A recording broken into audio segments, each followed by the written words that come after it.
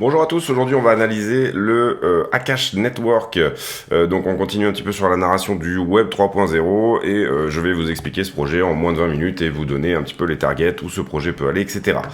Globalement, qu'est-ce que c'est le Akash Network? C'est tout simplement du cloud computing. Ça veut dire que c'est un petit peu ce que fait Amazon Web Service, c'est-à-dire tout simplement mettre de l'espace disque à disposition des gens qui en ont besoin, c'est-à-dire des serveurs et toute cette possibilité en fait de stocker vos données ailleurs que chez vous. Concrètement, la vision et le modèle pour faire ça chez eux, c'est d'utiliser pour partie du cloud computing qui est sous-utilisé. Donc tout simplement, ils rachètent, vous le voyez ici, au data center une partie de ce qu'ils n'utilisent pas et du coup, ils permettent aux développeurs d'avoir quelque chose de moins cher et de plus sympa. Donc dans l'idée, c'est très orienté Web3 et c'est très, si vous voulez, les développeurs aiment beaucoup ce type de solution parce que déjà c'est quelque chose où ils savent que leurs données sont protégées, ils savent également qu'ils peuvent être, décentralisés, voilà, que c'est une plateforme qui décentralise et globalement tout ça est utilisé en utilisant la blockchain Cosmos et le Self-Development Kit Tendermint. Donc du coup, bien entendu, Akash est plus ou moins lié à Cosmos, donc il faudra que Cosmos cartonne pour que Akash cartonne aussi. Sincèrement, j'ai peu de doutes sur le fait que Cosmos cartonne et reste dans la place sur les prochains bull run, parce qu'ils ont déjà pris quand même une place de choix. Ici, on est sur l'asset numéro 278 selon Messari, donc vous comprenez qu'on est sur une toute petite market cap. C'est le troisième asset dans tout ce qui est shared computer, c'est-à-dire tout simplement le cloud computing, et c'est le 30e asset en Web3. Qui sont les investisseurs sur Akash Network? Cypher Capital, DACM, Dokia Capital, R22, Sika et TGRC. Personnellement, je les connais pas. Après, je les connais pas tous. J'ai pas vraiment, une grande connaissance des fonds d'investissement. On voit qu'il y en a un ici à Andorre, probablement ici des privés. J'ai déjà vu Cypher Capital. Je pense qu'il s'agit de notre ami CryptoFace. Et voilà. Donc globalement, qui est super fan d'ailleurs même de l'écosystème Atom, soit dit en passant. Donc multimillionnaire qui a vendu l'indicateur du Market Cypher. Sur toute cette partie-là, je pense qu'on a fait à peu près le tour. Tout ça fait partie d'un énorme écosystème. Vous pouvez bien entendu sur le DEX Osmosis aller échanger et ou stacker bien entendu vos AKT. Et puis après, vous avez un énorme écosystème ici pour les développeurs pour pouvoir tout simplement utiliser ce fameux espace disque non utilisé et vendu à bas prix. À terme, l'idée sera d'être encore plus décentralisé, c'est-à-dire que les particuliers pourront éventuellement mettre leur espace disque à distribution contre de la cache, de l'AKT, mais pour l'instant vous comprendrez que principalement on rachète de l'espace disque qui existe déjà et qui n'est pas utilisé. Donc voilà un petit peu pour le fondamental. On va aller sur CoinMarketCap. Au niveau de la dilution, vous voyez qu'on est qu'à 29%. Donc là, il faudra aller faire un tour éventuellement sur la tokenomique du projet pour voir qu'est-ce qui est alloué tout simplement, puisque probablement que les gens doivent payer en AKT et également sont payés en AKT pour mettre leur espace disque à disposition. Donc je pense ici qu'il y a forcément une partie qui appartient à ceux qui mettent de l'espace disque à disposition, ici justement sur les 70%. Et également que vous pouvez stacker, etc. Donc vous avez cette possibilité, plus ou moins, on va dire, de grossièrement miner de l'AKT en le mettant dans la proof of stake, tout simplement de la validation des transactions. Voilà. Ici sur MarketCap, on voit qu'il est 423e. Ici vous avez la chart sur la totalité du projet. Vous voyez qu'il est monté autour des 7 $ à son plus haut et il est parti du point à peu près là où on est. C'est-à-dire qu'il a été lancé, ce produit, autour des 0,40 et on est actuellement à peu près au 0,50. Donc, bien évidemment, attention à ce type de coin, attention à la dilution, bien évidemment aussi, et puis éventuellement surveiller la tokenomique. Donc là, soit vous allez voir sur le white paper, soit peut-être qu'on a quelque chose ici sur Messari. Non, on n'a rien sur Messari, donc éventuellement, bien entendu, allez lire en entier le white paper et essayer de comprendre qu'est-ce qui appartient à la fondation, comment vont être libérés ces tokens, et essayer d'avoir une vision sur qu'est-ce que va donner ici l'inflation. Ici c'est pareil, donc gros partenariat bien entendu avec Atom et le DEX Osmosis, donc n'hésitez pas à vous renseigner là-dessus. Au niveau de la communauté, on a un Twitter pour Akash qui a 84 000 followers, qui est plutôt pas mal, et globalement, voilà, on va passer à l'action de prix, mais voilà, globalement il y a de la news, il y a des choses qui sortent, vous voyez la dernière publication au 10 août, et il y a régulièrement de la news qui sort, donc on voit que le projet est pas mort, il continue à se développer. Pourquoi le cloud computing? Tout simplement parce que c'est un des trucs qui paye le plus au niveau d'internet.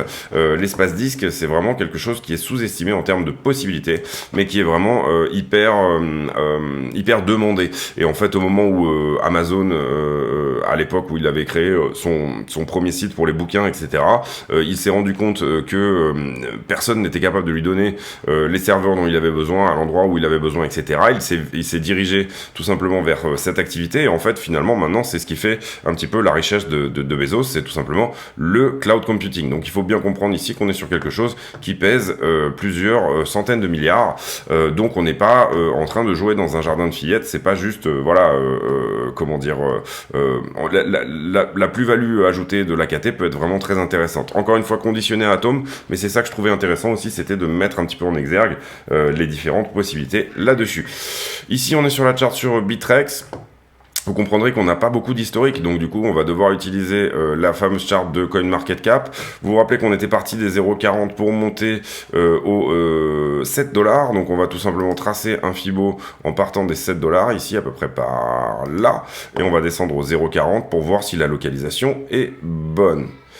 Ici, vous voyez que on est passé en dessous carrément, hein. On est ici, on est allé au 0,18, donc attention aussi à ça, c'est-à-dire que ça pourrait être un deadcoin qui continue à donner des signes de vie, qui essaye de reprendre un petit peu vie, mais qui va relativement être plat, et puis qui petit à petit peut être délisté tout simplement petit à petit de tous les exchanges. On va se mettre à 0 ici pour avoir quand même une idée, est-ce qu'on est passé, en admettant que ce coin est parti de 0, hein, puisqu'il a été listé à 0,40, donc il est sorti à ce prix-là. Si j'y arrive, de mettre à 0, ah bah oui je suis en log, donc du coup évidemment ça va mettre du temps. Bon, vous voyez qu'on est à peu près à 0 là, il faut que j'enlève le log, comme ça on va comprendre où on en est, hop, autant pour moi. Et on va se mettre au 0, qui est... oh là là... du mal aujourd'hui, hein. Voilà, qui est là. Donc on est passé sous les 90, donc ça c'est vraiment pas une très bonne chose non plus. Moi j'aime bien qu'on rebondisse sur les 90%. Là vous comprendrez qu'il s'est pris une bonne tatane, notre ami le Akash, depuis les $7. Ensuite, donc la localisation c'est un oui mais, hein, puisque vous comprendrez que on est descendu un peu trop bas là pour moi, voilà, on est redescendu au prix de listing, hein, tout simplement. Est-ce que ce truc là est réaccumulé? Vous voyez qu'on n'a pas ici sur Bittrex des volumes énormes. Alors c'est Bittrex, hein, on pourra aller voir sur KuCoin, est-ce que c'est le cas, mais c'est sur Bittrex que j'ai trouvé le plus d'historique, donc du coup au niveau de l'action de prix je préfère quand même avoir ça.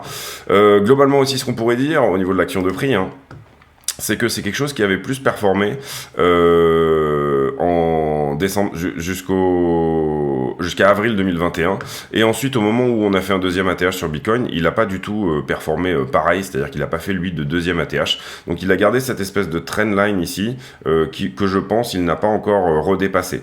Donc voilà, au niveau localisation, ça c'est pas très bon non plus de voir que, alors que tout le monde, et je pense que c'est le cas pour Atom aussi, on va regarder ça, hop, je vous ai sorti Atom ici, voilà, Atom était venu faire son deuxième ATH également, et là pour le coup, et ben c'était pas vraiment le cas pour Akash Token. Donc pas mal de choses qui pèsent dans la balance, notamment l'inflation, le fait que voilà, ça soit pas vraiment génial en termes d'action de prix, pas mal de choses qui seraient plutôt pour un non, mais on va quand même continuer l'analyse puisque c'est le but ici de la vidéo. On va se remettre ici en log, on va redescendre comme ça, on va prendre un Fibo, on va regarder le momentum, pardon, excusez-moi.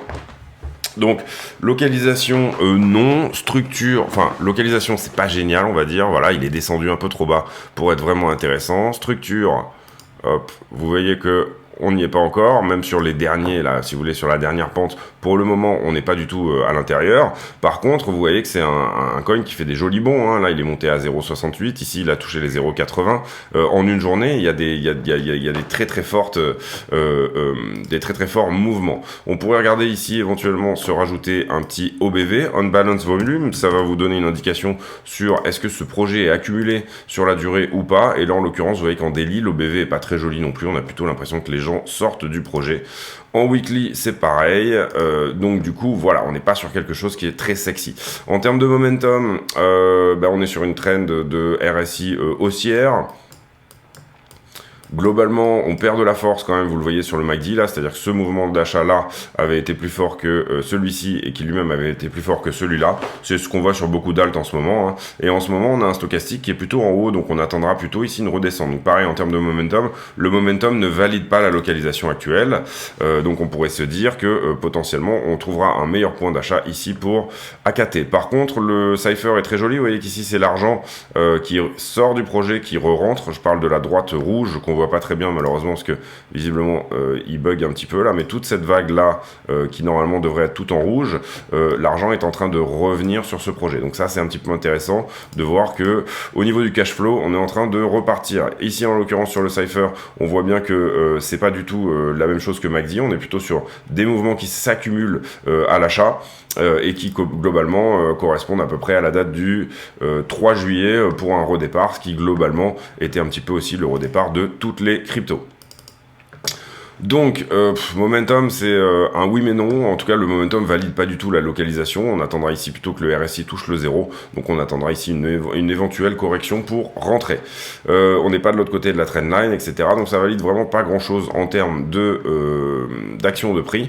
Par contre, moi, ce qui me plaît bien, c'est qu'on voit très bien que ce coin a trouvé un plateau sur son prix de listing, enfin ici au 0,20. Et puis là, on est en train de revenir sur ce plateau-là. Et vous savez que nous, en crypto, on aime bien investir sur des choses qui sont à plat, horizontale, on investit sur quelque chose qui est à plat de manière à vendre sur les paraboles. Il faut absolument que tout le monde se rentre bien ça dans la tête, que c'est l'idée, on achète du rouge et on vend du vert, enfin on achète du plat et puis on vend du vert. Donc là on est clairement ici sur un niveau de résistance intéressant, hein. C'est-à-dire que par contre on retouche au prix de listing, donc il faudra qu'on passe légèrement au-dessus, et concrètement on est quand même sur un coin qui a un fondamental intéressant, puisque je vous rappelle que nous on pense qu'il y aura des jolies choses qui vont se mettre en place autour de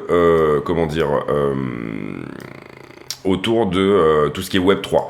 Ici, vous voyez que si on passe à l'inverse en arithmétique, hein, là on regarde quelque chose depuis août 2021, donc moi je suis pas extrêmement fan, mais en arithmétique, on peut voir que la trend, je trouve que la trend est d'ailleurs beaucoup plus jolie comme ça. On voit très bien ici ce canal descendant là ici. Néanmoins, si on passe en arithmétique, donc on enlève le log, et ben à ce moment-là, on a une structure de l'autre côté de la trendline, ce qui pourrait valider plus ou moins une localisation. Maintenant, les niveaux de prise de profit éventuels sur Akash, vous vous rappelez qu'on avait dit qu'il avait été listé autour des 0,40, on était monté aux $7 en tout. Donc ici, vous voyez que c'était pas le cas, hein, donc gros manque de liquidité, vous voyez que c'était pas le cas sur Bitrex. Et ah ben non, c'était la TH d'avant, autant pour moi. Et donc du coup, ici, on est redescendu au 0,20. Ça nous donnerait quoi en termes de prise de profit ? Ça nous donnerait déjà, pour moi là-dessus, il faut absolument faire un shad, c'est-à-dire un sell half at double. Admettons que je mette 20 € là-dessus, je récupérerai 20 € quand le prix aura fait x2. Donc je sors mon investissement de base. Personnellement, les 1$ ici me semblent être une résistance, hein. Vous voyez qu'on a quand même quelque chose là. Donc on se mettra légèrement en dessous pour récupérer sa mise à ce niveau-là. Ensuite, j'aurais tendance à prendre un deuxième profit au 0,618, éventuellement un profit à l'ancienne ATH, 1,618, donc aux $10, 2,618, $17, 3,618 et 4,236. Est-ce que 27$ pour Akash c'est possible? Est-ce que c'est quelque chose qui est envisageable en termes de market cap, etc. Globalement, il faudrait aller chercher la market cap de Léo qui est 21e. Donc, oui mais non. Oui mais non, pourquoi? Parce que si on repartait en bull run, la market cap totale pourrait faire un x3, ça nous le ferait rentrer dans un top 60, admettons, si les choses, on va dire, si on admet que les choses pourraient être linéaires, ça me paraît un petit peu beaucoup quand même, surtout compte tenu du fait que c'est quand même un asset assez particulier. Donc, en tout cas, si vous mettez une prise de profit aux 26 $, moi j'aurais tendance à la minimiser, c'est-à-dire que largement avant, vous serez rentré fortement en profit, surtout. Vous pouvez la laisser, mais globalement, j'aurais tendance à vraiment la minimiser. Ensuite, ici, bien important ici de reprendre tout de suite 50%, puisqu'on sait qu'on est sur un truc un peu risqué. Donc voilà, vous pouvez reprendre un petit peu moins si cela dépend de votre psychologie, mais bon, le chat d'ici pour moi doit être fait sur ce type de token. Comme ça, après, vous récupérez votre mise et puis soit vous vivez avec, soit tout simplement vous allez réinvestir sur autre chose. Ici également 0,618, oui, voilà, globalement 50%, et puis après on a qu'est-ce qu'on a après? 1, 2, 3, 4, 5, 6 barres, voilà, 7-8% par barre, et puis c'est réglé en linéaire comme ça serait pas mal du tout.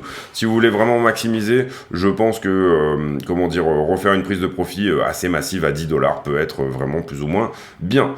Je pense qu'on a fait le tour ici sur Akash. On pourrait aller voir s'il y a des perps pour regarder le sentiment. Vous comprenez qu'on a fait ici une analyse qui est donc du coup fondamentale, technique, et désormais on va faire le sentiment. Est-ce qu'il y a des perps sur Akash ou pas?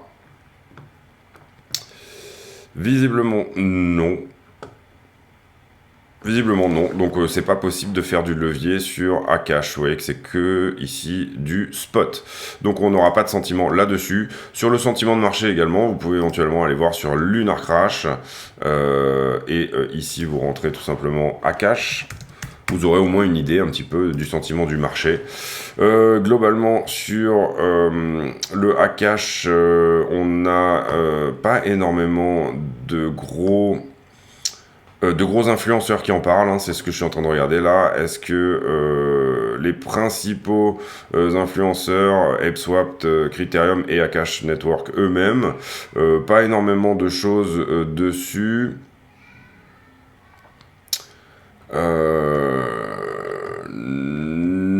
Non. Donc on n'a pas ici les news qu'on voudrait tout simplement avoir là-dessus. Les mentions sociales, etc.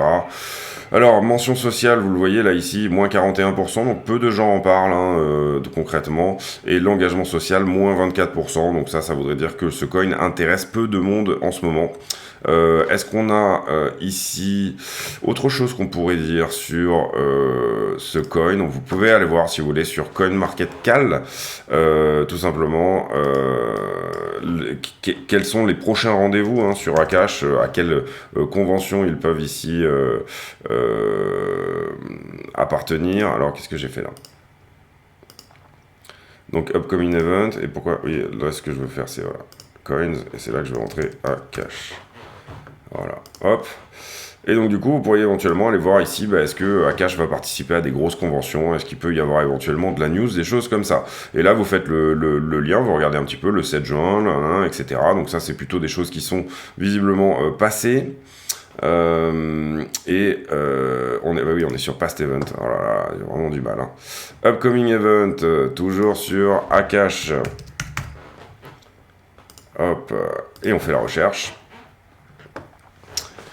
Non, pas de rien à venir pour Akash sur les upcoming events. Alors moi personnellement je rentrerai pas là-dessus. Je cherche un projet de cloud computing, donc du coup je vais probablement rentrer sur quelque chose, mais je sais pas, ça me paraît quand même un petit peu bancal pour ici voilà, mettre des ronds là-dessus. Ça peut être vraiment quelque chose qui buzz, c'est complètement possible.